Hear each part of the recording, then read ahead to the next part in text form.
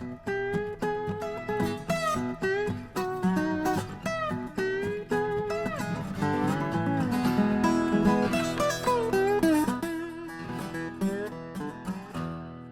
name is Andy Chartrand, and I'm here to talk to you today about properly skinning fox.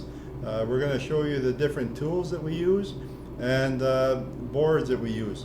And the reason for using the tools that we use and the different boards is to make sure that the fox is properly handled to market the animal the way the fur buyers would like to see it. So before we start today, I'd like to just give you a little tip of the day, and what I'm going to show you here is flagging tape. A lot of trappers use flagging tape. I know I do when I'm out on the trap line. So this is a prospector showed me this little trick, because whenever I had this in my pocket, it was always a big mess. Now when I go out, what I do is I'll sit beside the campfire, I'll heat up a hot piece of metal like a nail, and I'll make scores in my flagging tape. And now when I want a piece of flagging tape, it just comes off real nice, and it doesn't always unravel in my pocket, and it makes a big mess. So I was really happy when I saw that, because it saved me a lot of time. And when I'm snaring fox, I like to put a piece of flagging tape over my trees or around the tree that I've got snares on, because when it snows and you get a foot of snow, it sure changes the landscape, and we can't find our snares, and that's not a good thing. So in order to keep on top of where our snares are, put a piece of flagging tape, and you'll always be able to see where your snares are. So that's your tip of the day. So right now we're going to get some tools together. We got tools here that we're going to take out and show you how to use them. The boards, we're going to show you different lines on the board that are the different measurements for the fox that we're going to want to put the fox on the board, and make sure that it's well prepared for the market.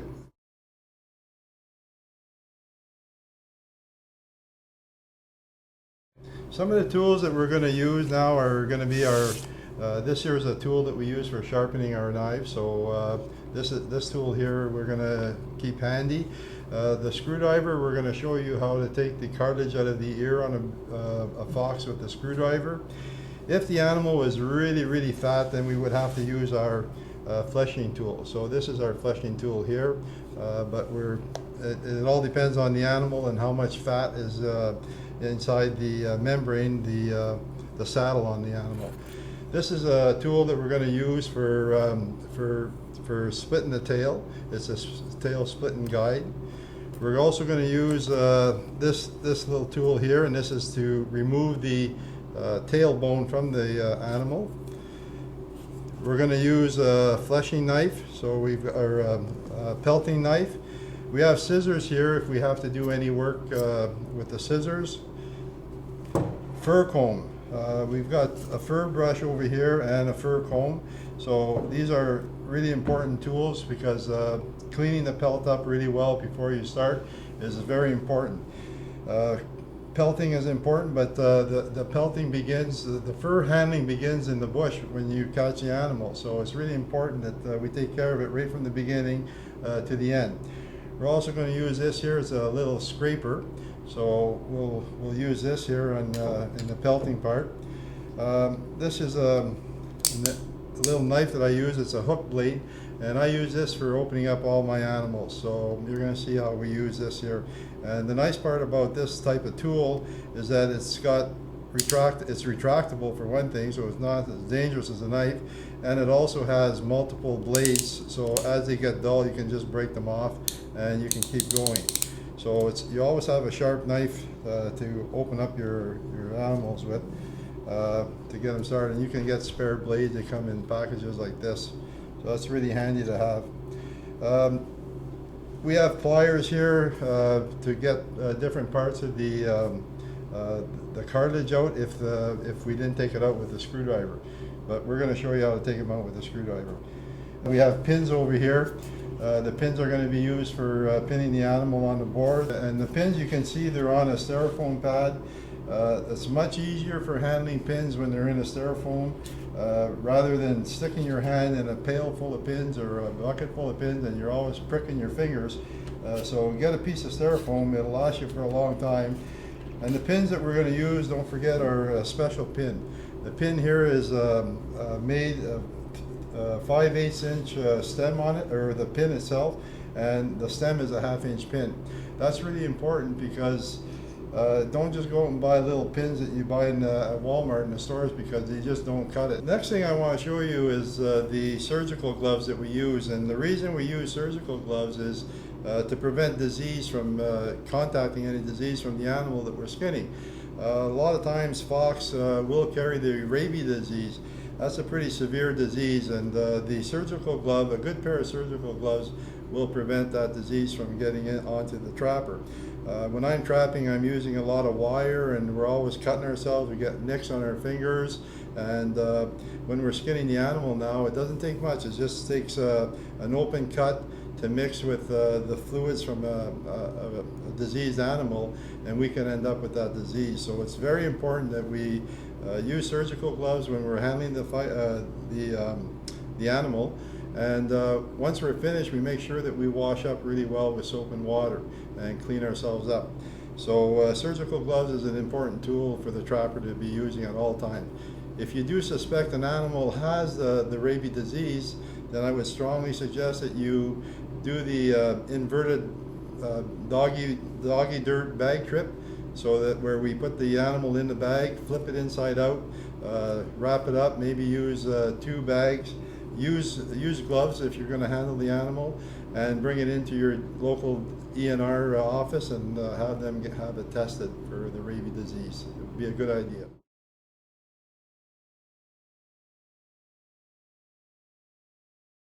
The fox that we have here is a cross fox. This fox here was shot, so it's going to be a little messier than normally when a fox is caught in a trap or a snare. It wouldn't have all the blood that we're going to see on the skin side, and some of the damage is done on the outside of the fur. But we're going to show you how to properly skin this animal and how to prepare it for market. One thing I will tell you is that you can't make a $100 pelt out of a $10 fur, but you can make a $10 fur out of a $100 fur. So if you don't prepare them properly, you're going to lose value. I can't put fur on this animal, but I can sure lose that and make it look a lot worse than what it is. So that's what you have to be wary of. You can see this animal here was, he doesn't have a lot of fur on him. It's a young fox. But what we're going to do is we're going to take our fur comb and we're going to clean it up. So we've got to be careful here, because as we're brushing it, we're looking for some damage that could be done through the bullet hole, like we have right here. You have some quite a bit of damage done right here. We're going to have to be careful when we're skinning this part out, and also when we're scraping it and combing it. So be careful on that. Oh, I'll just get that off. There's no damage on the belly, but there is some dirt. So we're going to later on we'll wash this pelt as well, because it was shot. We're going to give it a bit of a bath after, and that's going to clean it up a lot. So we'll just keep bringing this here around and brushing it up. And now on this side here we have some no, it doesn't look too bad in the neck. There's just some dry blood. Dry blood will act just like a burr. There is some dry blood up in here as well. Don't want to pull too hard on dry blood, so what I do is I take some water, and this is just water, and we're just going to try and soften this up here, because one thing we don't want to do is we don't want to be scraping the animal later on, and that dry blood will act just like a burr, and when we're scraping it, you'll end up cutting right through the hide. A fox has a very thin hide, so scraping it becomes a really tender job later on. So you don't want to be scraping it too hard. We'll just wet it down a little bit more, and that'll come apart.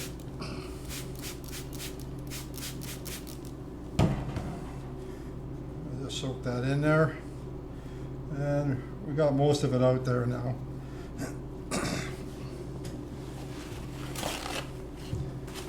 So you can use paper towels or whatever you have handy to do this, but you can see most of it is out. There's just a little bit left here,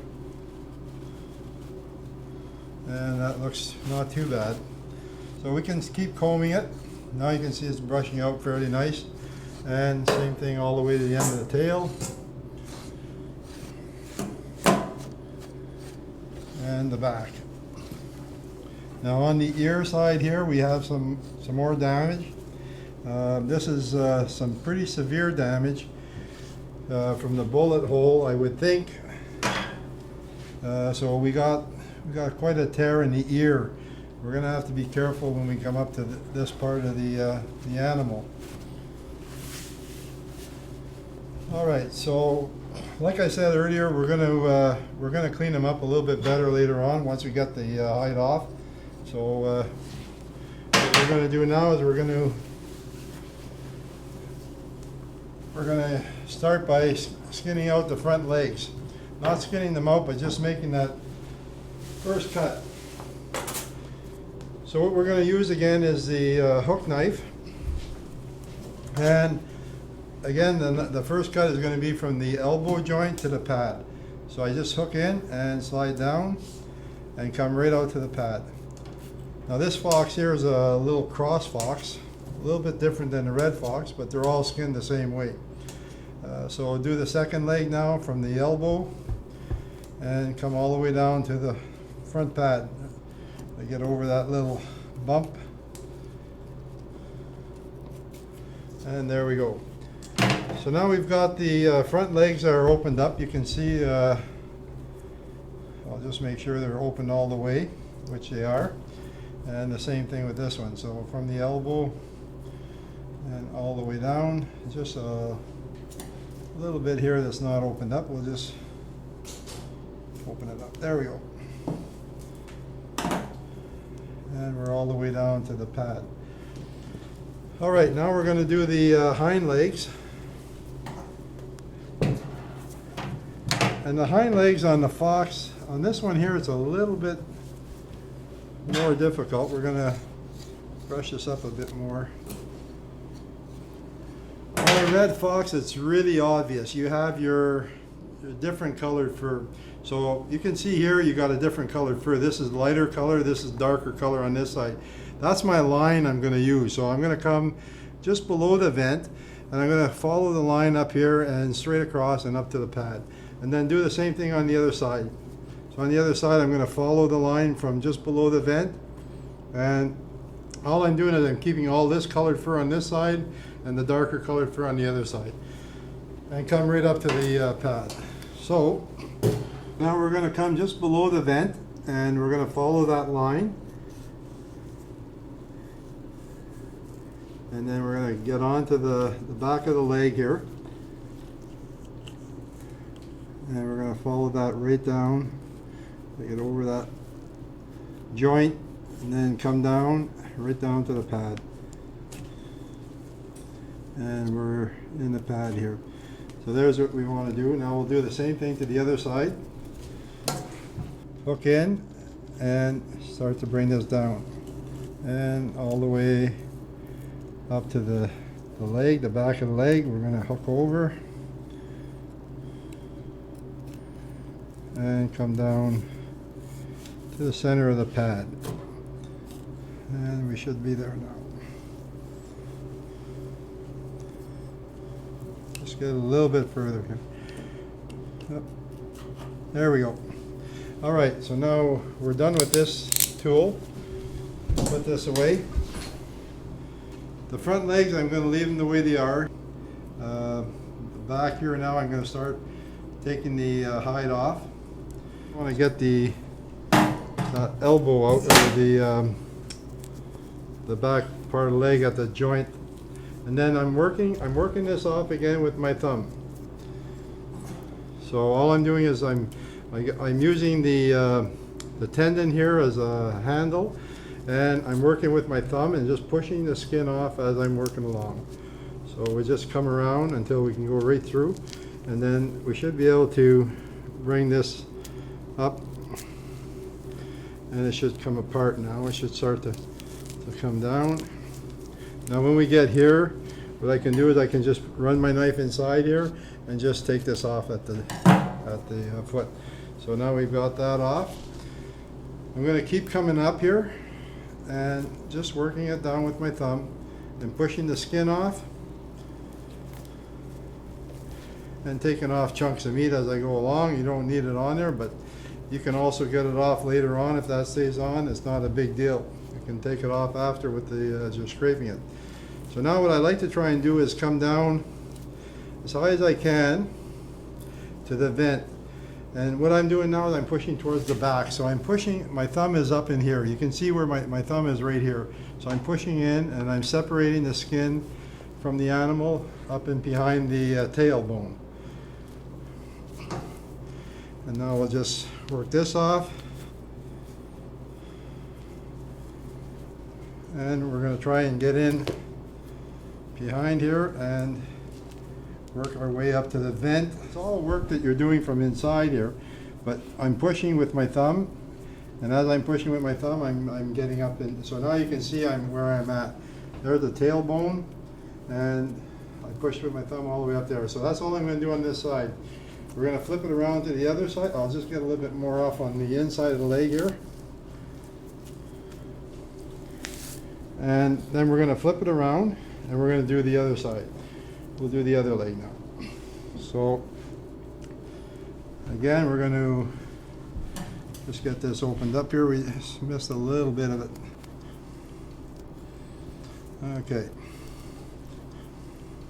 So we're going to start with right here. Get my handle and start peeling it down. And again, we'll take it up to the top of the foot and we'll just dock that off. Now we're going to keep working it down like we did the other side. The inside of the leg and the outside.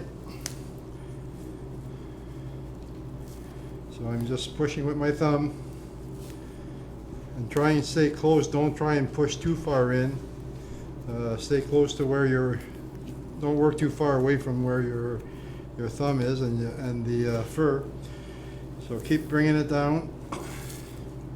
And now I'm going to work my, and you can see here the way it's coming off.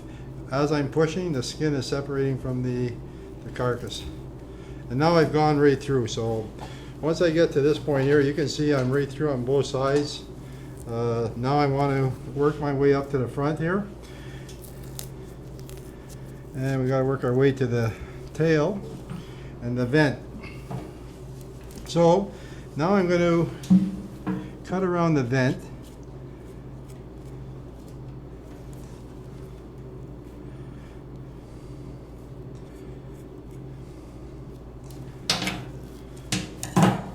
And we'll turn it around. We'll do the other side.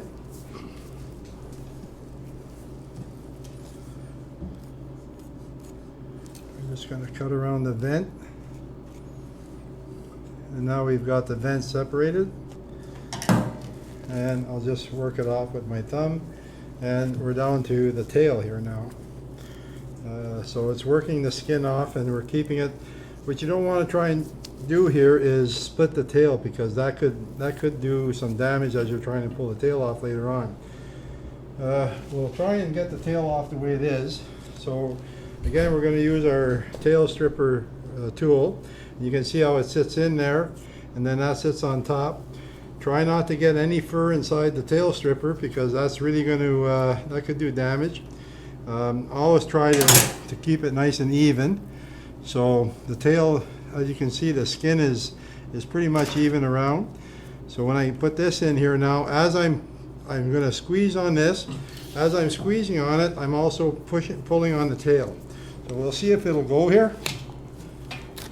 And as I pull, as I'm squeezing it, the hole gets smaller, and that's what allows me to get right down to the tip of the tail. So that's what that tool there does. All right, so we're finished with that tool. We've got this out. Now we've got the tail out, so we're going to work on the inside leg, and we're going to start working the fur off here. Now what I do right here is I just take this here little piece off. We don't need that. This is a a young female fox, so we don't have to worry about the penis bone. So now we're going to put it up on a gamble, and we're going to work off the gamble. So I'll just swing the gamble over here. We're going to make a loop up here, and we're going to hang the fox up in this gamble. So we'll take the foot and slide it into the loop, and then the chain will just sit down on the leg. And we'll do the same thing with the other leg, and slip that in there, and that'll hold them up there. What I do with the tail is I usually try and get it into one of the loops here, and that keeps the tail out of the way, if it'll stay there. There. So now what we're going to do, okay, it won't stay there. We're going to start working the pelt down. So I'm going to go real easy on this one because it was shot. There are some bullet holes. Not sure where all the bullet holes are, so I don't know what kind of firearm was used to shoot it. So we're just going to take our time, and my thumbs are actually underneath here, feeling for any imperfections and pulling down, making sure that I'm not going to catch a bullet hole and rip the hide right off. I don't want to do that. We can repair a small bullet hole. Sometimes they don't even have to be repaired if it was shot with a 22. But a bigger bullet hole like the one that I saw in the ear, if that could do damage to the ear, that the ear may fall off when we get there. So we're going to do everything we can not to lose the ear on it, but there is a lot of damage done around the ear. So this is coming off fairly good, but now we're coming into a spot where there is quite a bit of, you can see there was a lot of trauma done to the animal in this area here. So we're going to have to be extra careful now. We're going to keep working the fur down now, being careful for that bullet hole. So I'm still going to keep my hands underneath here and push down. Now I can see that there is quite a bit of damage here. We're going to use a bit of paper towel to try and stop it from getting blood all over the hide. So I'll just keep this tucked up in here. Clean that up a bit there for now, and I'm going to just work this down carefully, pushing, but not pushing really hard, because I don't want to end up in a hole here and push right through the hole and do more damage to the pelt. So I'm coming out to a leg on this side, and I could get that leg out first. That's going to help me see what's on this side. So let's get this leg out. There is some more damage now coming up in the back here, but I can see this leg. So I'm going to try and get my thumb and push it through the joint in the front shoulder. So you can see I got myself right through here, and now I'm going to take the leg and bring it right over the top here.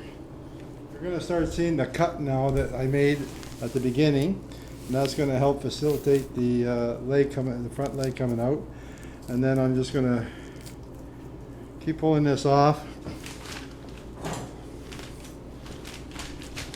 A little bit holding on here. I'm not too worried about, you got that dew claw up here too. Just bring it down to about the same place we did on the back leg, and then we'll just cut it off. And then that's all we need to do on that one. Now this one here is going to be a little messier. So you can see blood running down. Make sure you clean it up.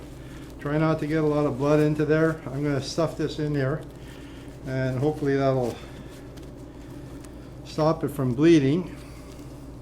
And we're going to work it off. Now I got to still get it down a little bit further.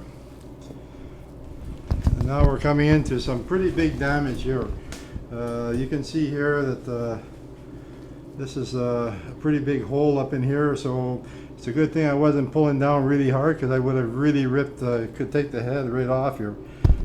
This makes it a little more difficult trying to handle this type of animal when it's shot like this. Okay, we're going to get a little bit more paper towel, and we're going to try and clean this up a bit better so I can see where we're at. Now I can see another hole right here. See, by cleaning it up I can see a hole in the leg, so it was also shot in the leg. And we're going to get some of this blood off.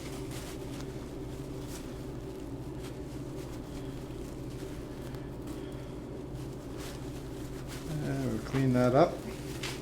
Now I'm going to keep coming down, keep working it down, being ever so careful with this big hole here, because this is quite a bit of damage here. So we'll try and get this leg out. This is what's holding us up here right now. So I'm working myself into that same thing here, working out to get into the elbow. So once I've got that done, now I can take this up and start working this down. We'll clean this up. Keeping the skin clean is really important, so you get blood on it, wipe it up right away. All right, so now we're almost just going to change the knives here and get this here off. We're coming up to the ears, and I'm going to guess that the ear that's damaged is the same side that this damage is on. You can see another bullet hole right here. This here is another one. We didn't really see the big damage on it at first, but it's showing up now. So we're going to just keep working the head off.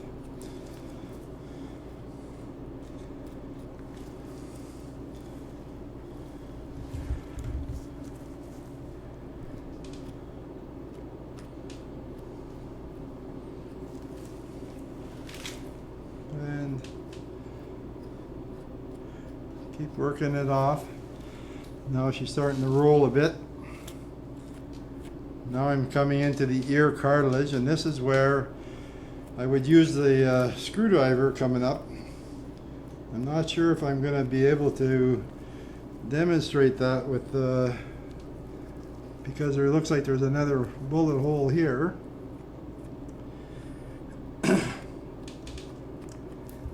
So I don't think I'm going to. What I would do now is I would take this right here, take a screwdriver, run it through here, and then as I got it here now, I would give it a good reef downwards. That would take the ear and the cartilage right off. I'm really worried about doing it with this animal because of this rip here. What might happen is that the whole head would, half the head would rip off. So I'm not going to do it with this. We'll take the cartilage out with the pliers, and we'll work it off that way. So we're going to just keep coming around here with the knife. So what I'm going to do is I'm going to cut the ear right off. Not the ear off, but the cartilage. And I'm going to do the same thing on this side. And that's going to help facilitate bringing the pelt down. So we're coming around.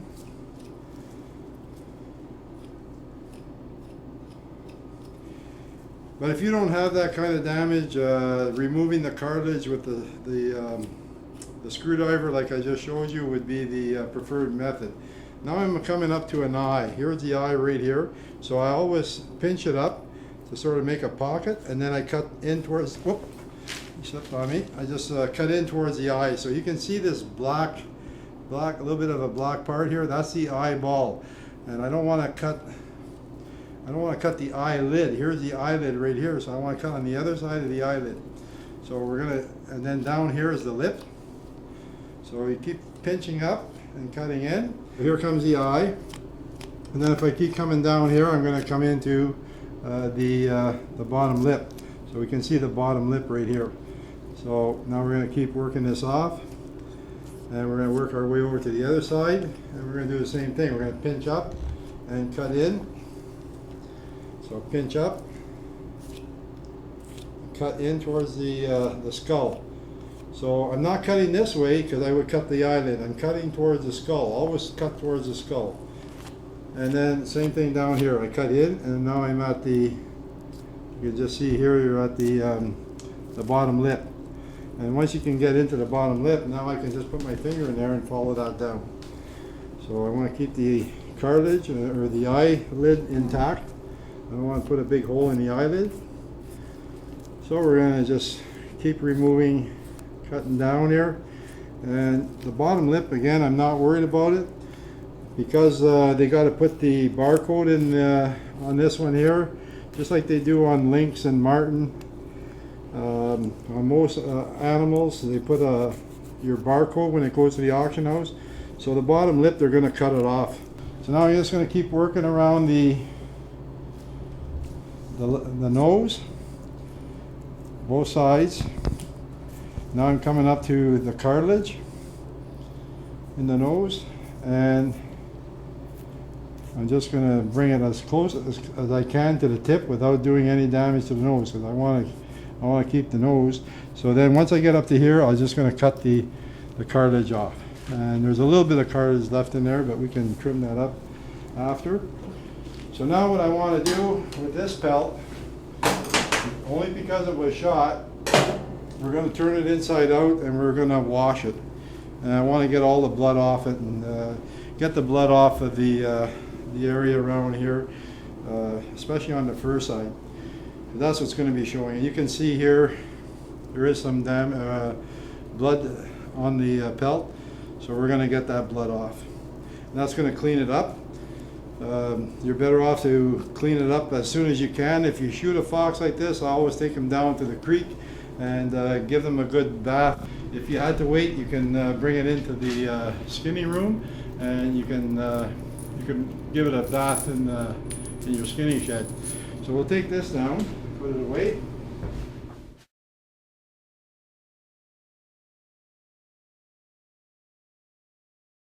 So we turn the animal around, and now we're going to show you some damage that was done here, the blood damage. So we don't want to leave these blood stains on the pelt, so we want to clean it up. So we're going to put it in some just some light warm soapy water here, and we're just going to give it a wash and get all that blood off, and it's going to make it a lot nicer looking at the end of the day if we can clean it up really well. So you don't want to use hot water here.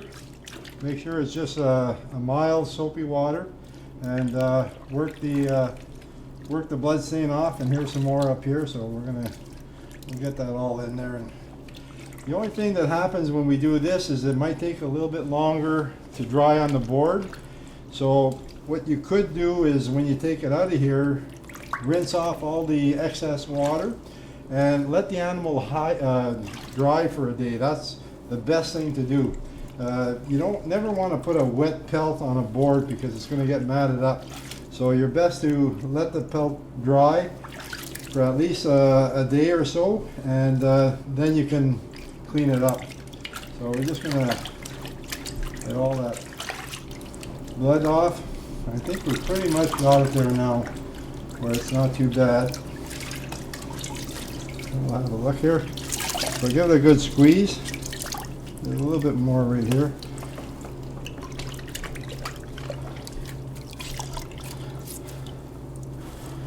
And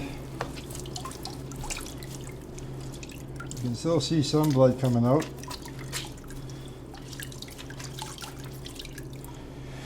But you can see that the blood that was all around the ear now is basically cleaned up.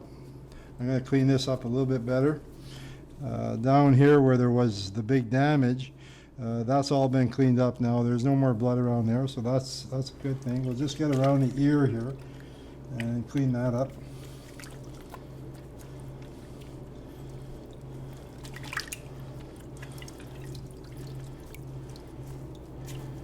And that's just about got her.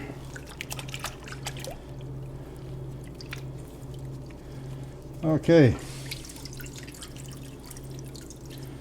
Like I say, it's going to be anytime you get an animal that's got damage like this here, it's going to be a challenge to do it up so that you're going to get the best buck for it. But I mean, looks a lot better now than it did a few minutes ago. So now what we're going to do is we're going to turn it back inside out. Normally I would take this now and I would hang this up and I would let it dry. Let this dry. The longer it dries, the fur is dry, it won't get matted when you put it on the board. So dry it off real good before you turn it back inside out.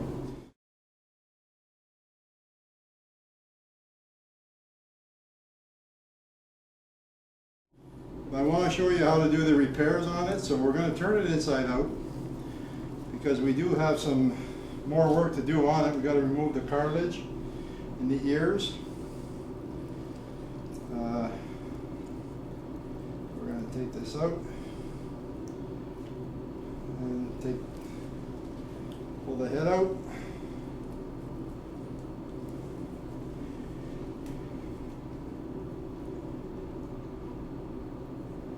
And we're going to tuck this back in here. This here is going to have to be repaired.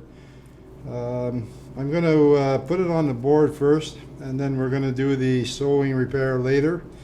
What I want to do is get the cartilage out of the ears. Because we had to wash the pelt, we're not going to be able to finish this hide today. We're going to have to turn it around and let it dry for a day. But what I want to do is I want to clean it up.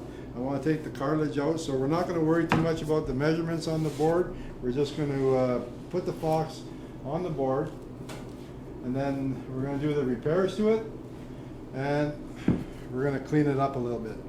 So it is a small fox.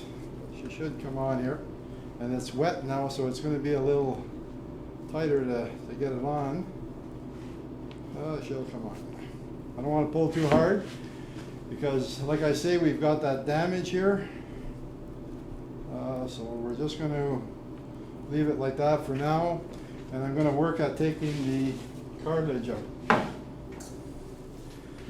Now I know on the one ear there was quite a bit of damage on the cartilage, so what I'm going to do is you've got a little bit of like a membrane here. We're going to cut that off.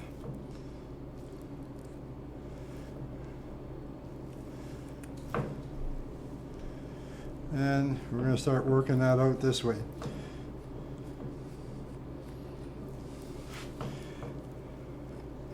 And I'm just working on the back of the cartilage now, trying to work the cartilage out. I'm not sure if, can't remember now what ear had the damage on it, but I know there's a bullet hole here. So we're gonna get some pliers.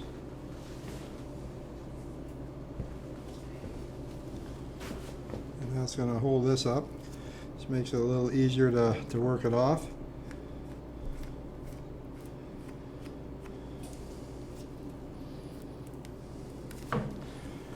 Okay.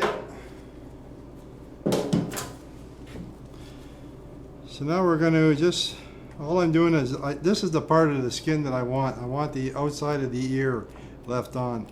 So I want to try and cut this out so that I can get to the inside or the outside of the ear. This can come off, and this will open it up. Same thing on this side. We're just going to watch for the damage here.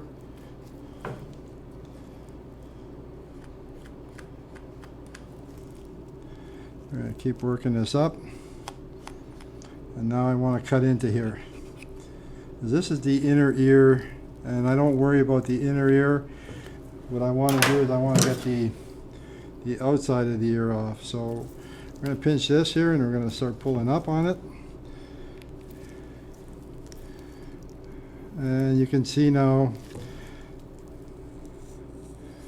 that ear and the cartilage is coming out, and we got it off. So there's the big chunk of cartilage. If you leave that in, this will rot in that animal, and it's going to stink. And what it's going to do, the hair will end up falling off, and when it gets down to the auction house, it might be okay in your fur shed, but once it gets to the auction house, don't forget this is going to be maybe a month or two down the road. It's really going to smell bad.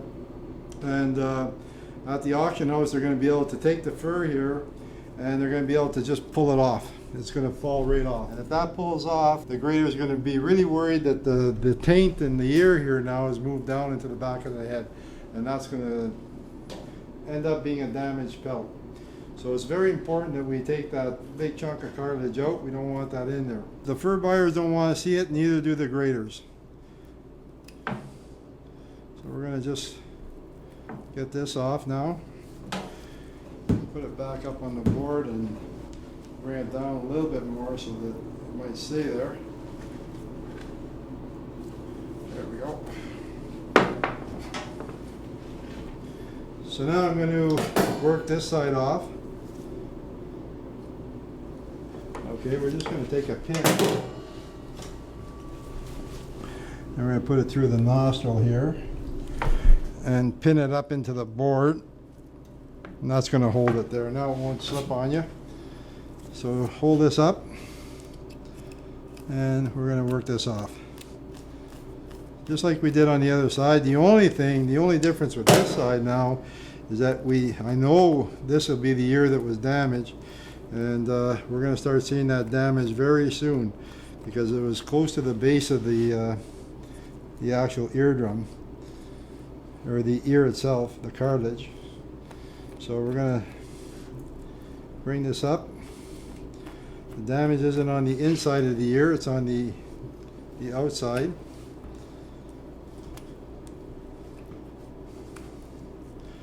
And I think we're going to start seeing it right about here. This is where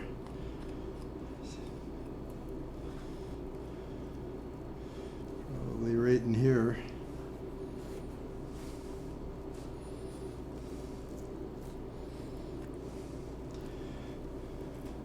Yeah, you can see right here is where the damage is. So we're going to try and keep that ear intact so that we can still use it and pin it up, but we want to get that cartilage out. So we're going to work at taking the cartilage out. It's going to be a bit more of a challenge. We don't want to cut into this is the inner ear here. I'm not worried about the inner ear. We can cut into that.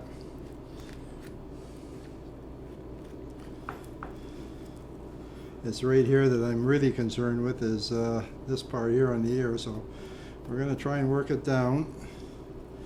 This isn't a big, if this was all the damage on this pelt, that wouldn't be a big amount of damage. I haven't seen too many fox ear coats made lately, so I don't think the buyer would be too concerned with a bit of a hole there. But because it's a bullet hole, that's going to raise an eyebrow on the grader. The grader is going to look at that and say, well, if it was shot, he's going to start looking for other damage, and that's when he's going to probably find the sew job on the other side. So now we're almost good to go. We got just about on the other side of this here ear here. Try and hold it with this.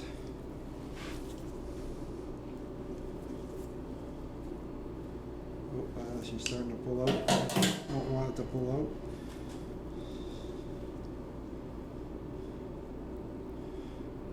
So we're going to see if I can't pull it down with my fingers.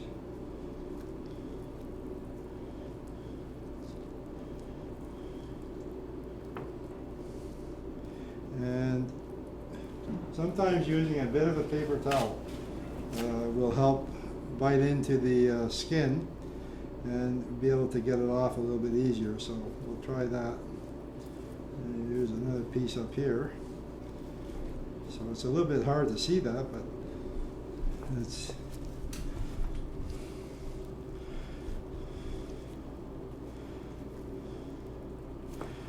okay. So where are we here? We got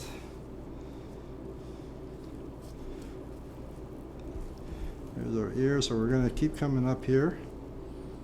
Oh, she's not gonna make it, I don't think.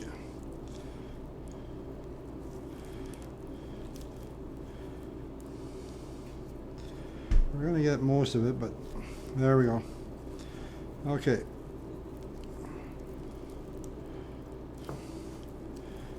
And we'll just trim this up here.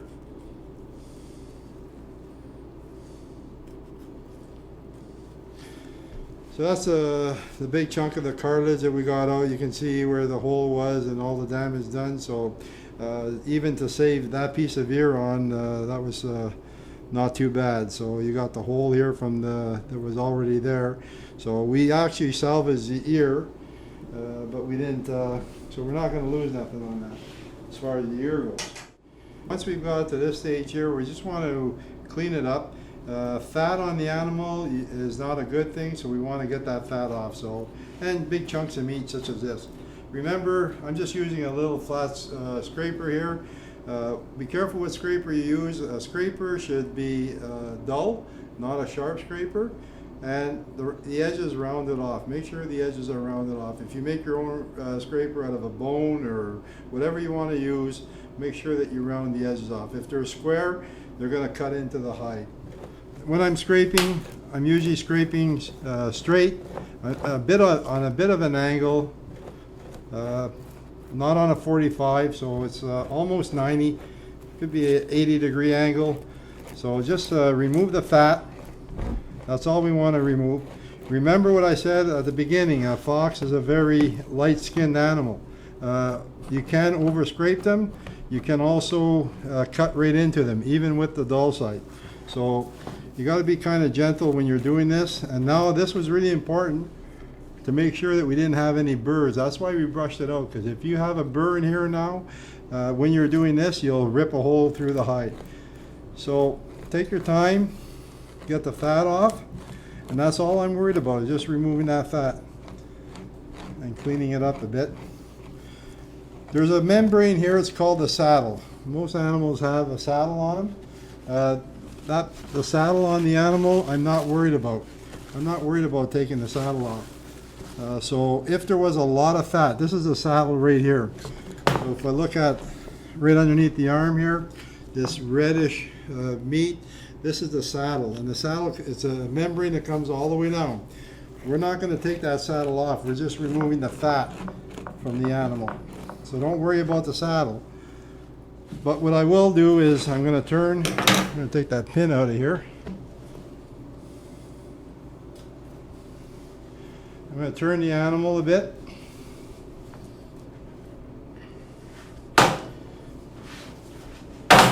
If it was really fat, I would put him on the beam and I would remove that saddle. But now you can see here right in the armpit, if you're going to have fat in the front, this is where it's going to be. It's going to usually be right underneath here in the armpit. So we want to make sure we clean that up.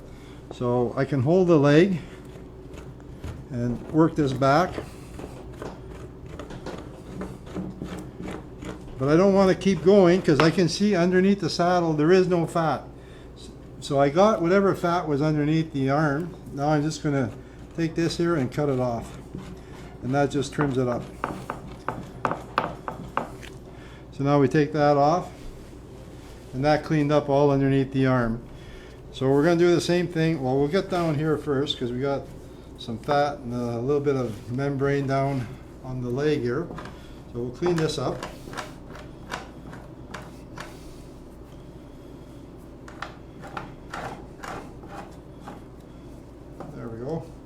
Take the tendon, a little bit of tendon out there.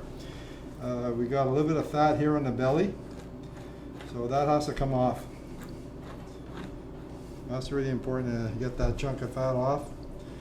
So now we're going to turn it, and we're going to do the other side. Now you're going to have to be careful here because there is a bullet hole in the arm, so we're just going to clean it up. There is no fat in here. I'm not too worried about that. We're just going to clean up where the saddle is, and that's all we need to do here. That bullet hole here, I wouldn't even worry about it. It's not going to show too much when you send it as a trapper, but it's going to show up a lot more when it gets dressed. A small hole in a pelt doesn't look like much before it gets dressed, but after it gets dressed, it's a bigger hole. We can actually sew that up too, and we will. So we just clean it up. Now we got this leg here. We'll come down, take that same membrane or sinew off here. There we go. That out.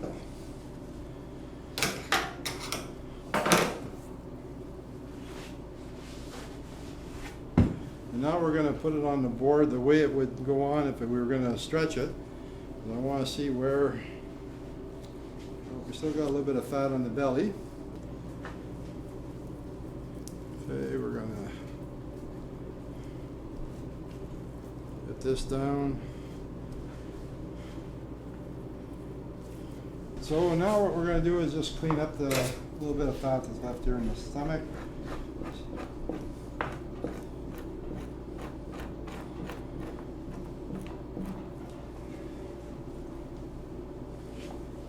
And a little bit more on the leg here. There we go. For the front legs, you can use a squirrel board. Squirrel board or a weasel board. You can slip the front leg in here and just clean up the front leg. So you can see there's not a lot there. I just cleaned it up. And we'll do the same thing with the other leg. Sometimes though you'll get a lot more fat. A fox we did yesterday had quite a bit more fat. It was we had to take the saddle right off of that fox. So if you see that it has a lot of fat, make sure you remove all the saddle.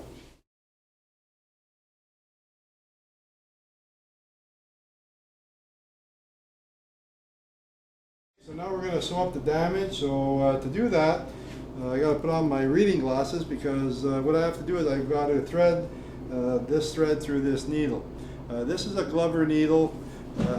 Don't take any needle out of the wife's sewing box, or because they're rounded and they're not going to cut. They're not going to be able to sew through a hide.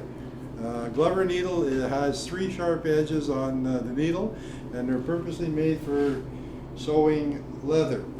The thread I'm using is a wax thread, so I'm going to take what I like to do is I like to take my thread and I cut it on a 45-degree angle. That makes it a lot easier for me now to see where the hole is and to thread the needle with the put the thread into the needle. So we could cut this off, or I could leave it on. It doesn't really matter. I'm just going to take this here now, and I want to make sure I've got all the hole covered up. So I'm going to come in here and go right through here, just on the edge. And I'm going to come through, and actually what I'm going to do is I am going to cut it off because I'm going to make a knot here. So I want to come right through and tie a knot. I'll just go around 2 or 3 times, and that's all we need to do to hold that there. So now what I'm doing is I'm going to do a stitch where I'm going to come in, and all I'm doing is catching the edge of the skin and come out. And then as I come through here now, I'm going to run my needle in through the loop and back out. And now what that does is it's going to catch, and each one of my loops now is going to be holding on its own. So if one ever let go, the rest of it won't fall apart. So we're just coming in, just catching the edge, and through, and then through the loop, and pull it tight.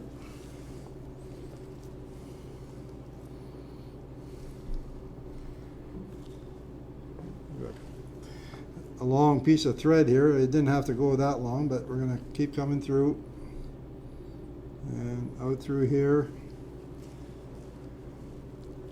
through the loop, and keep coming up. And as you can see, it's bringing the hide together. So through here, out through there, back up, and you can see it's coming along pretty good. It's really hiding that hole. The important thing when you're sewing is to try and keep as much fur as you can inside. You can always pick it out after, but it's easier if you can keep it out right off the bat.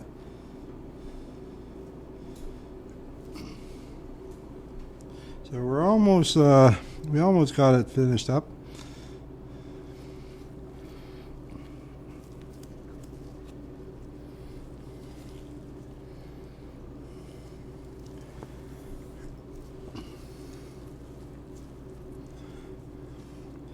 And then you're not going to get this kind of damage when you're trapping the animal. In snares, most of the time they're in pretty good shape, and they'll skin out a lot nicer and quicker. But sometimes we do get them this way, and so now you'll know how to do a repair on them. So I'll just get that last bit of fur in here, and we've just got a couple more stitches to make and we'll be good to go.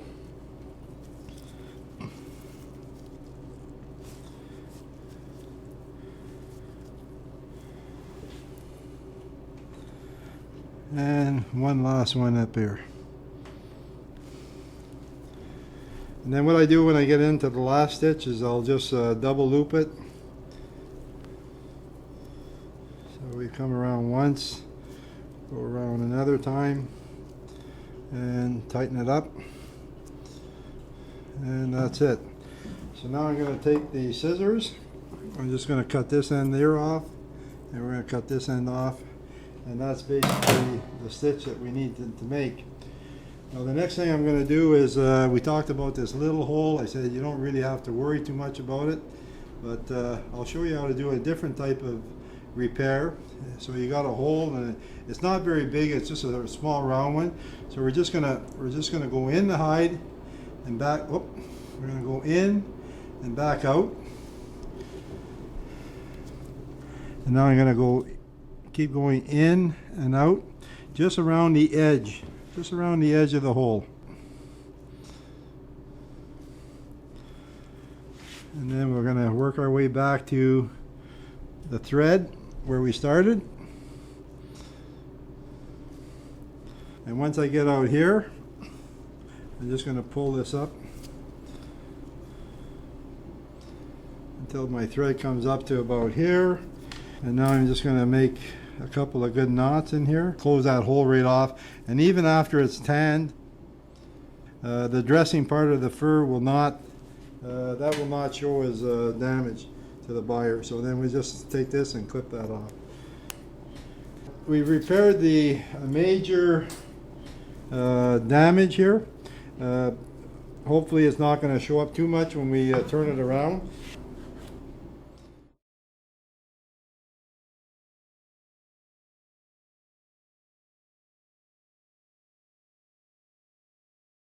What we're going to do now is we're going to split the tail. And the fox is really important when you're going to split the tail that we don't have that tail twisted. Now you look at this fox here, and there's a really dark fur on the one side and a light fur on the other side. If it was twisted like that, it would end up, you'd have that ringtail. It's really going to show. So by doing this here, we're going to put the tail stripping guide, we're going to run it inside the tail. Make sure that the tail is sitting nice and flat. This isn't a very bushy tail for a fox, but like I said earlier, you can't put fur on the animal. So what I'm doing is I'm running my knife inside the tail guide, and I'm going to keep sliding it as I go along. I'm also pushing on this tail guide, so I'm pushing on it as I'm cutting. So what we're going to do is we're going to just make sure it's sitting nice and flat, and we're going to run this up. Because it's got such a bushy tail, you might have to just go in and up like that with the knife. The tip of the blade is sitting in that trough, and I know I'm not cutting through to the bottom. I'm just moving it up and down like that. There is some fur that's going to be cut off, and but that's okay. And there we go right to the end. So now when I open it up, I know that the tail is split all the way to the tip. And we'll see that when we pin it up tomorrow. We're not going to pin this animal up today, this pelt, because we did the washing and got the blood off it. Now what we're going to do is I'm going to turn it inside out, and we're just going to hang it up and let it dry for a day. And tomorrow we'll come back and brush it off, and we'll be good to go and get it all boarded and cleaned up. So let's just turn this thing inside out.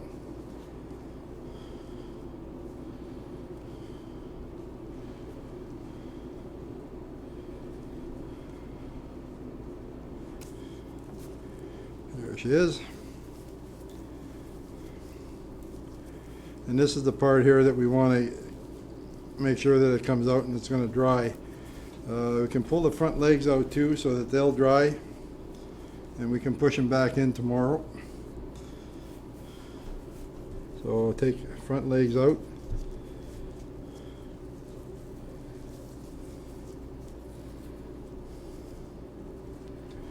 And we'll get the other one out.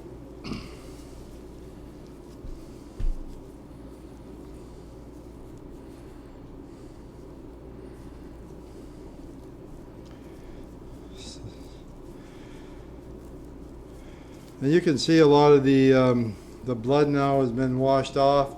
It's going to look a lot better. It's going to make a much nicer pelt tomorrow when we put it back on the board. So we'll just hang this up and let it dry tonight, and we'll redo that tomorrow.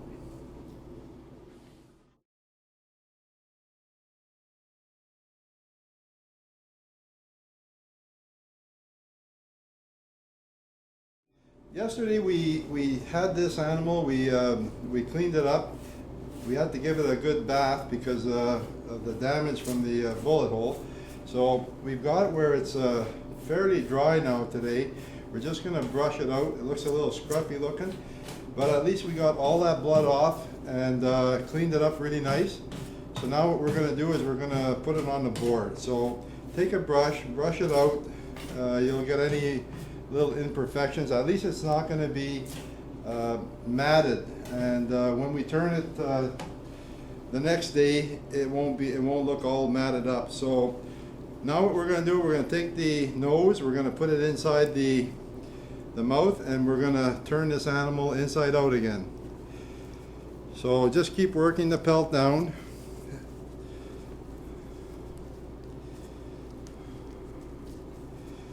And we'll get her rolling here. So I'm just pushing everything in. We're just turning it inside out the same way we did yesterday.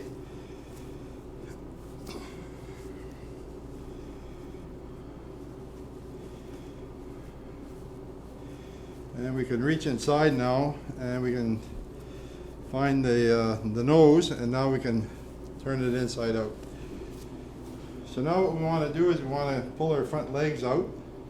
Don't want to leave them in there because they'll rot. You got to bring them out, and we're going to put boards on them. So we'll work the front legs out. And here comes one. And we'll get the other side out.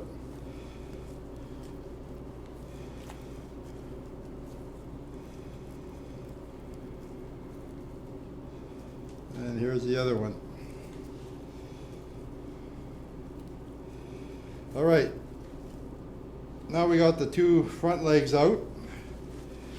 We're going to put the animal on the board. So we take our fox board, remember our sizes. This fox here, because it was a nuisance animal, it was caught in or shot in the summer. It's not primed up at all, and it's very young. We're going to try and get it on this board here. See if it'll fit.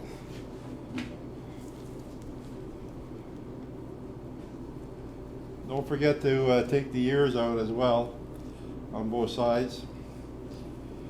It might be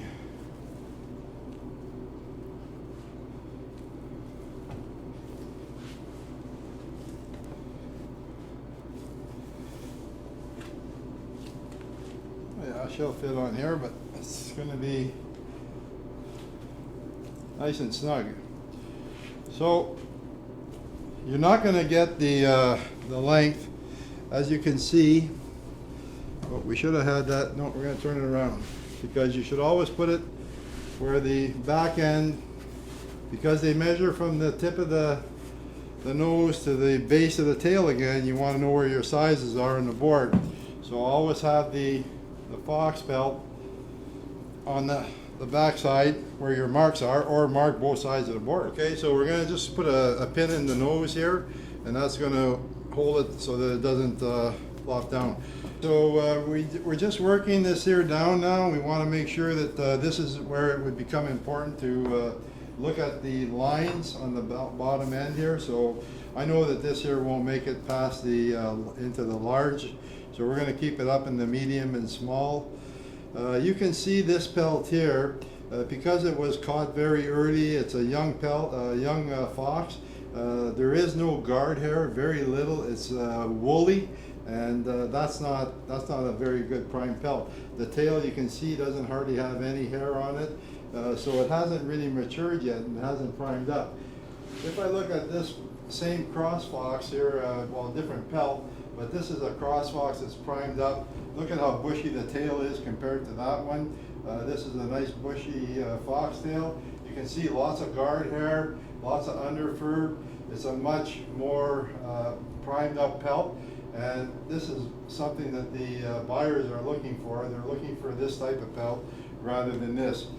And this is the kind of thing I was telling you about. We can't put fur on an animal, so I can't make this into a $40 or $50 fox, but I can sure make a $40 and $50 fox like this into a $5 fox by not handling it properly. So handle it properly and you'll get the best dollar you can for it. So now what we want to do is we want to bring this here down, and we're going to try and open it up here. The tail's opened up. We just got some loose fur here. The tail's opened up. So we've got our length now. So we know what our length is. So we're going to put our pins in. I know that this ain't going to, we're not going to, never grab the pelt and try and stretch it over the line. Unless you're right at the line and you can cheat a bit to get it into the large, you'll get more money for a large than a small medium. But what you don't want to do is pull it down so much that you're thinning this area out here. If I pull this down hard, I can get it over that large line, but I'm thinning this out. And on a good pelt, that's going to do. You're not going to do yourself any favors doing that. Now we're going to pin the animal on the board. So I'm going to take my first pins, and I always look at my mark. I know where it's going. I'm going to start on the edge here, and I'm going to bring it in. Same thing on this side here. Start on the edge and bring it in. Don't get too far over into the flanks. You don't want to do that, but you want to keep, what I'm doing is I'm trying to thicken this up. So on a good prime pelt, you want to thicken up the back end. So I do that by bringing it in. So now you can see where there's a bit of it's a little bit built up in here, but that's good because when it dries, it's going to flatten out, but it'll stay heavy. And then we're going to start working our way down on the tail. So we split the tail open. Now we're just going to put some pins in it to keep it open. And what you want to do now is keep the tail in the center of the board and keep as much fur off of the skin as possible. So I'm going to keep coming down here.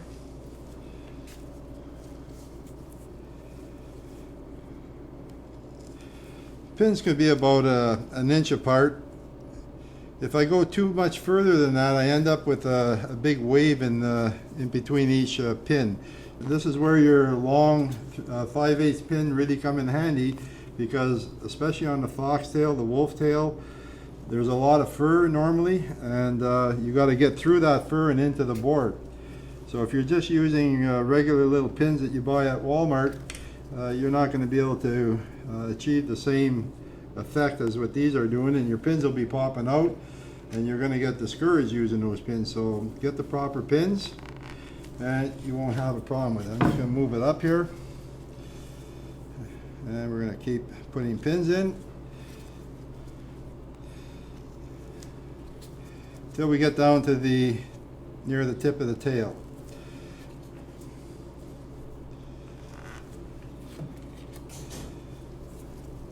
This tail here doesn't have a lot of fur on it. It's very thin actually, but so is the rest of the pelt. And then we'll just get a couple more in near the tip.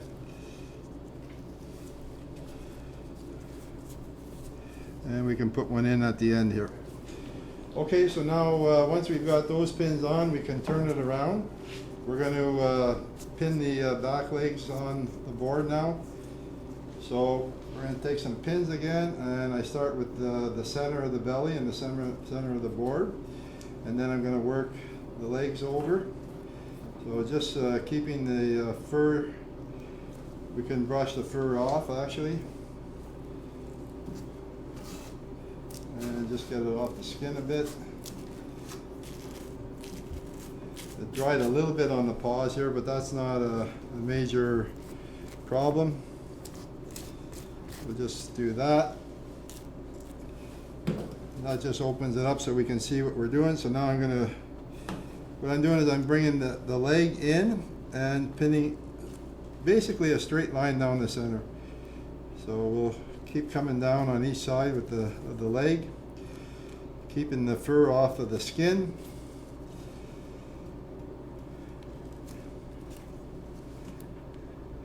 And this is going to give it a real nice effect when it's finished. The finished product looks really good because you're showing a lot of fur on the legs. It gives it a sort of an optical illusion for the buyer and the grader when they're looking at it. They see a lot more fur when they turn the pelt around, and you can see all this fur looking at them. And I'll show you on the fox that's already on the board. You can see on here, you can see that you're looking at a lot of fur from here all the way up. Don't worry about a little bit of reddishness here from the blood that didn't get all washed out. That's going to come out in the tanning process. So when they get a tan, you're not going to lose money for that. So you can see though, I'm looking at fur all the way from here up. So it gives it a nice illusion when you got the legs pinned out this way.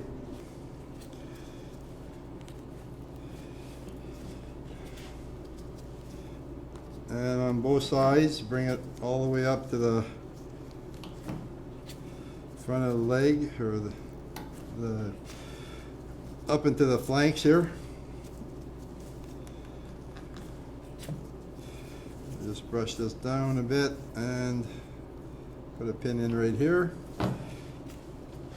Then we'll do the same thing on this side.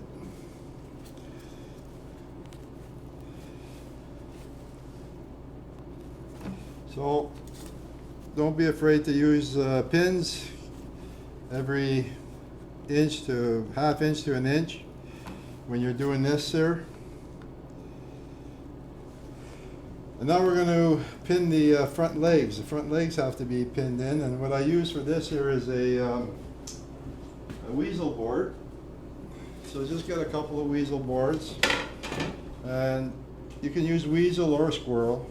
Squirrels are a little wider, but this is a small fox, so a weasel board will be able to get the front leg on with the weasel board. So we'll just brush the fur off the front leg, and we'll pin it on.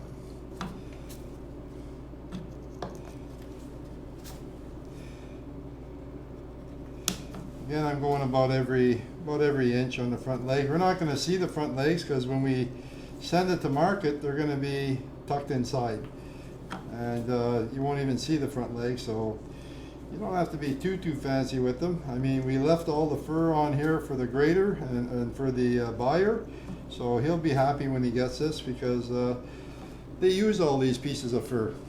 So no use cutting the legs off really short. We're in the market of selling fur, so give them lots of fur to work with. They'll be happy, and they'll make you happy when they send you their check. So just brush the fur away from the skin again, and we're gonna pin the other leg up.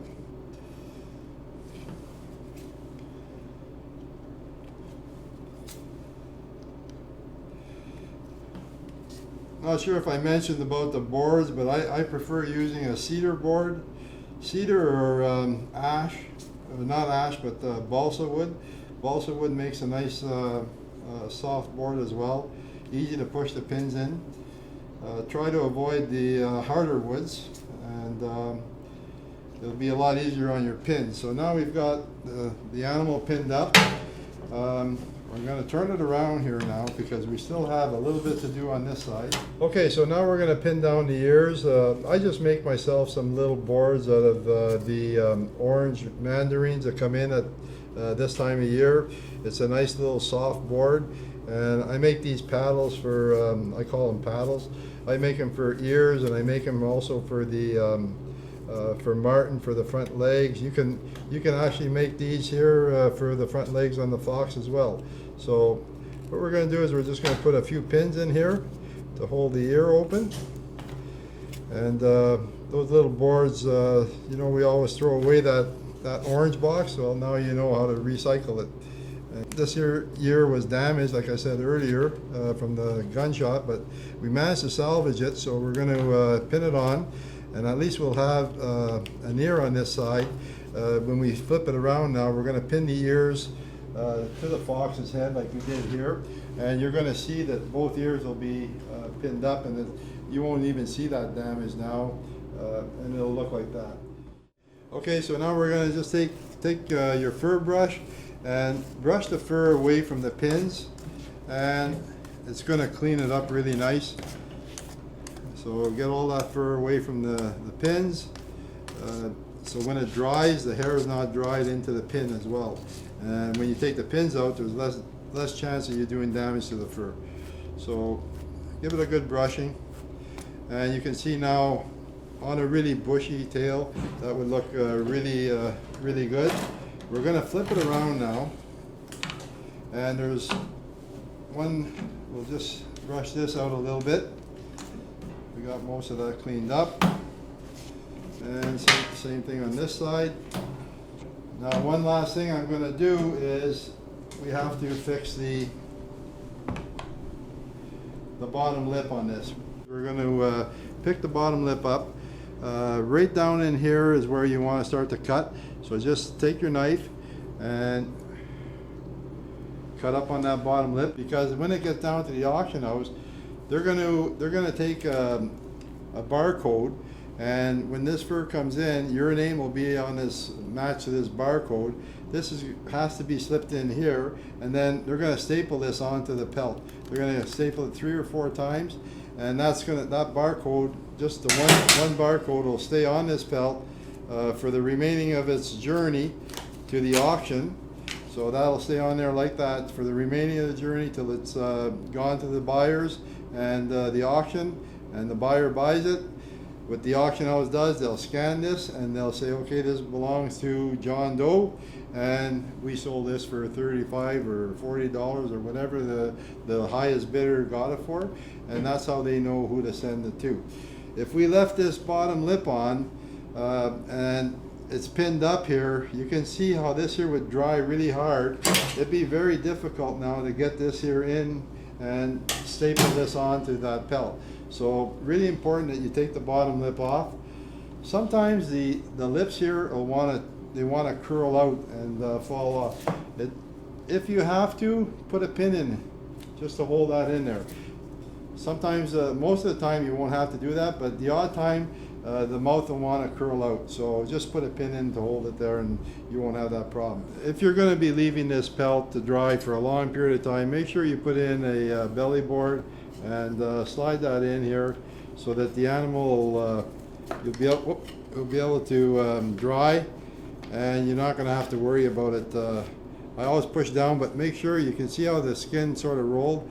Just bring it back up a bit so that till you see fur, and now you can let it dry. If it dries for if you leave it on the board this way for a week, because you have to go back in on the trap line, at least when you come back now, you can get this chin board out or belly board, and you'll be able to get the fur off the board. If you don't put this in, you're going to have a hard time getting this off the board.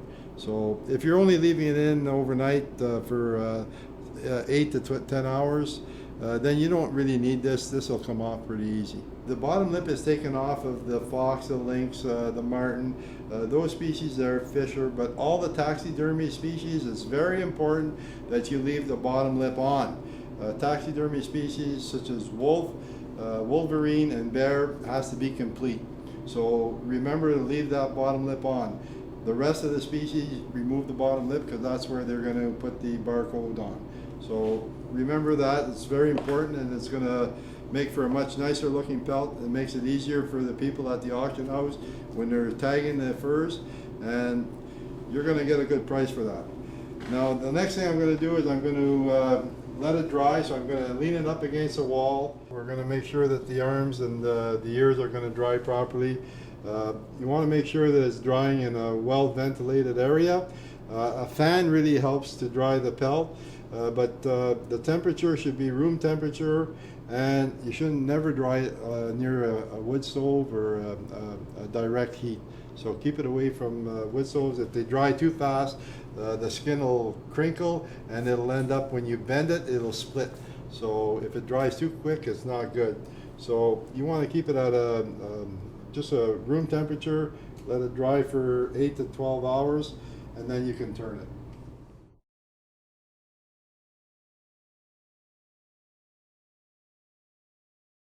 What we have here is a fox that we skinned yesterday. This fox was also shot. We're going to turn this fox just to show you what it's like to turn the fox. It's not the same fox that we just skinned, but this one here was a very fatty fox. You can see we had to remove all the saddle because it was just fat from head to toe on this one. So what we're going to do is we're going to remove the pins, and we're going to start taking it off the board. You want to dry the fox for about 8 to 10 hours. You're going to know by looking at it. This one here has been on the board a little bit longer, probably closer to 24 hours, but that's because he was very fat and there was a lot of oils coming out of him. So as he was drying, we were using paper towels and wiping down the fox. So you can see inside the tail here, there is quite a bit of grease that's still coming out of this fox. So we're going to take this off, all the pins, and then we're going to get some paper towels and we're going to wipe up that excess fat. Now, when I'm at home and I'm in my skinning room, I'll hang them up leaning against the wall for the first 8 to 10 hours. After that, I'm going to hang them upside down. Once I've taken them, take them off the board and turn them, then I'm going to hang them upside down. So you can see the grease that's coming out here. So you want to make sure that you give that a little wipe, and that's going to absorb some of that fatty tissue or liquid. And we're going to keep taking this off, the pins. And up here at the ears, we're going to remove the pins from the ears. Now you can see there's sawdust that we used on the animal. That's because it was so fat.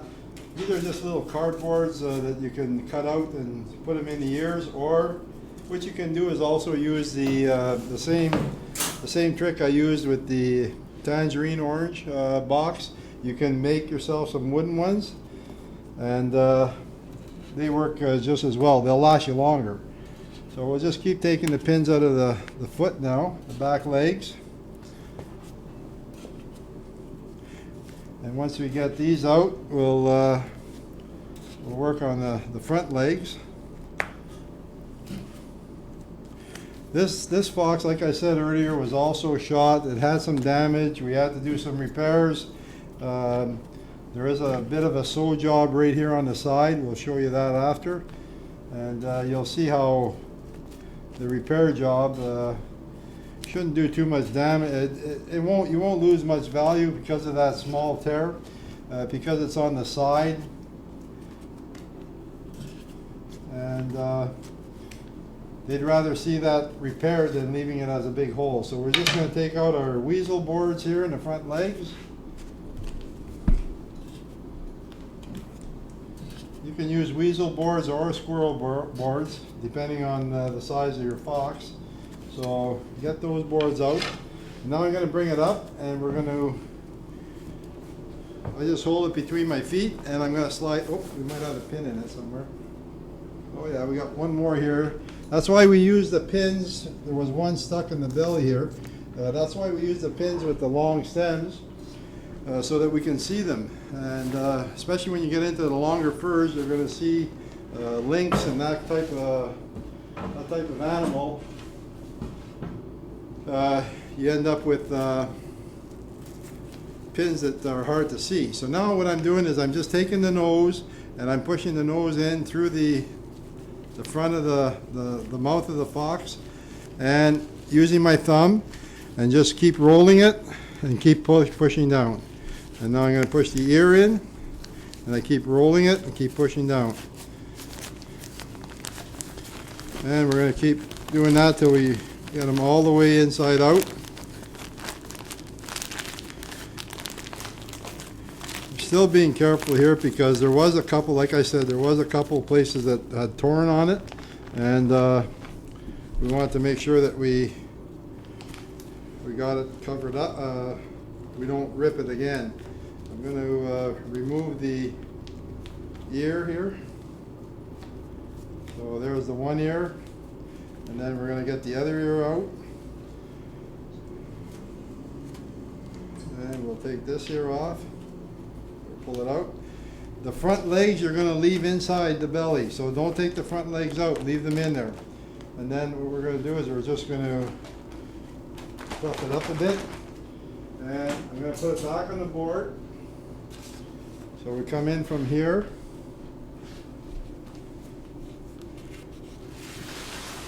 And what I did is I kept the tip of the board up on the back as I'm going up, because don't forget our two front legs are in here, and you don't want to have those front legs get crinkled up. So we're going to slip this down on the board. Now what I'm going to do is I'm going to get a brush. I'm going to give them a good brushing.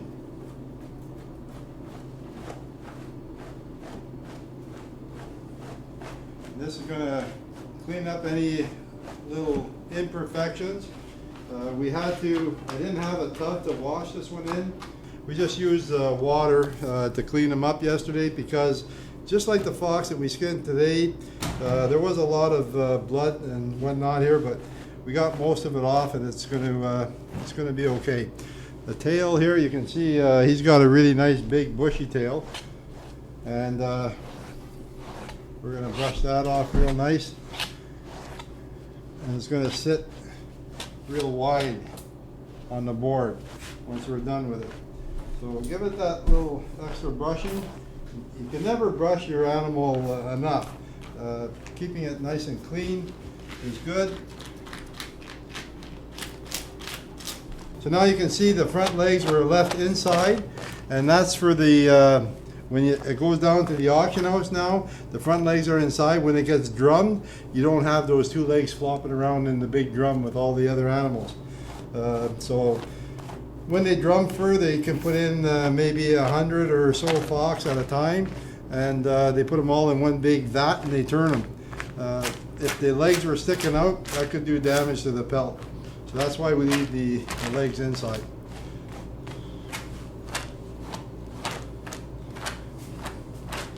So we got it brushed up, and now we're going to start to pin it on the board again.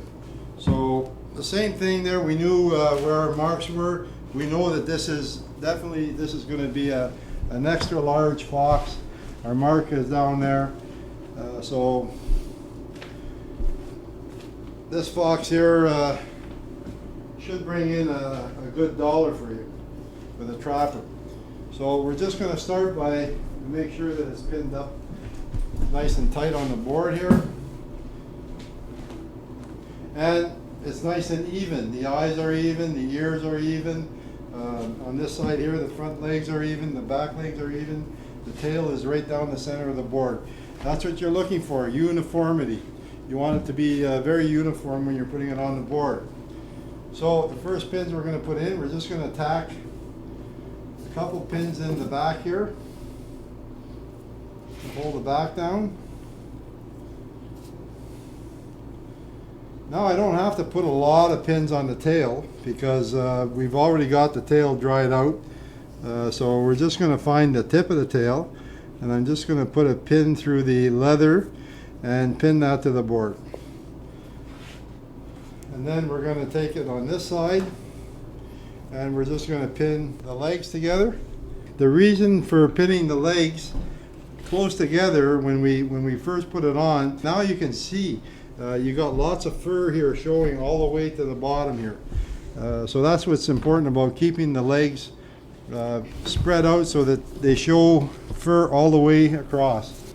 I'm just going to get some pins, pin down the legs, and come right up. Okay, so if you're going to leave the animal on the board more than 24 hours or 48 hours to let it dry, slip in a belly board. It should be called a chin board because we used to put them in through the belly and up to the chin, but we found that this was the tightest spot where the animal would dry. So I always put a board in on the chin side.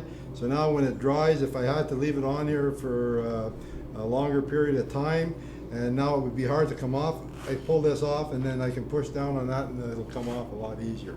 So stick this in here, and that's going to keep that from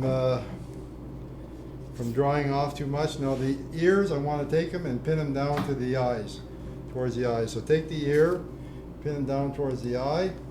That's going to keep them out of the way when they go in and get dressed. The other thing it's going to do is it's going to give the buyer and the fur grader a bit of an illusion effect, because now I'm looking at fur all the way from here to here. When the ears are standing up, I'm only looking at fur from here to here.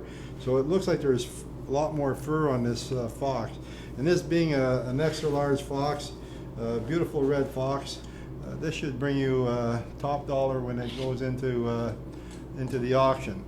So brush it up, keep it clean. The hole back here on the board serves as two purposes. One is when I'm not using the board, I can hang it up. The other one is when I've got the fox to this stage now, I hang it up like this in my fur shed, and I let it finish drying that way. That way there, any oils and any fat that's not fat, but oils that are coming out of the skin are going to drip down and drip off the nose. They're not going to be dripping down and on the fur on the back end of it, which is our better part of the fur. So this is what we want to try and protect. So hang it up in the fur shed like this and let it dry. Probably the best temperature, drying temperature, would be between 50 and 60 degrees. Let it dry for another 24 to 48 hours before you take it off the board. I'd say more like 48 hours because it was a very oily, has a lot of oil in the skin. So let it dry for 48 hours and then remove it from the board, give it another good brushing, and then what I would do is I would let it dry for another day off the board inside the skinning room, my drying shed. And once that's done, I take the skin and I put it out in the freezer. I either put it outside where it's cold in my fur shed, or it'll go into a freezer if it's starting to warm up. And keep it frozen until it's ready for market. When the day or two before I ship it, I'll take it out and I'll just bring it back to get any frost off of it, and then I'll put it in a fur bag and ship it. And that's how this is how you're going to end up getting the best dollar you can. This is what the market's looking for. They're looking for fox that are long, so use the proper board and you'll get the best dollar for your fur. So the last thing you're going to do is you want to make sure that you clean up all your tools. So take some disinfectant, household disinfectant. I spray all my tools with household disinfectant and clean them up. Whatever I used, I make sure that I clean them up really well. I want to make sure that if there's any germs or anything that can do harm, you want to make sure that you clean it up. So get inside your pliers, anything you use. This, like I said, that's all that is a household disinfectant. And then I'll take some paper towels and wipe them up real good. The other thing I'm going to do is every now and then I take all my tools and I'll run them through the dishwasher and clean them up really good. So that's another option that you can do. So make sure there's no blood left on your tools.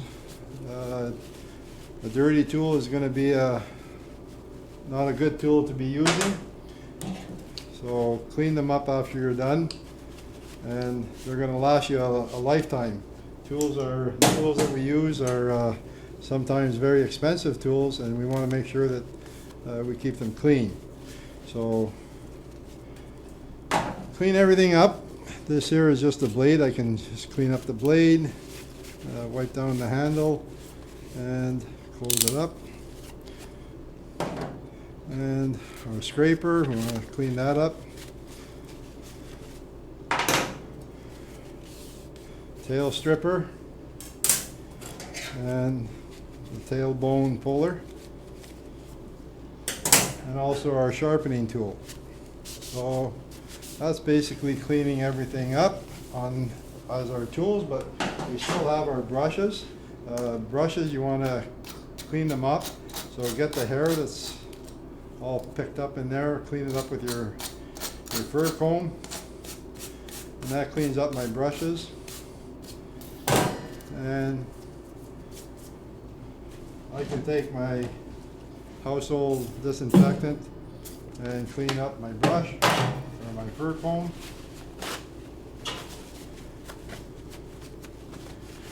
So that's cleaned up now. And then the last thing I'm going to clean up, make some room here, is your smock. Make sure you clean up your smock. Depending on what you've been doing, a lot of times we're doing fleshing on the beam and we're leaning up against our smock, so give it a good spray and wipe that down.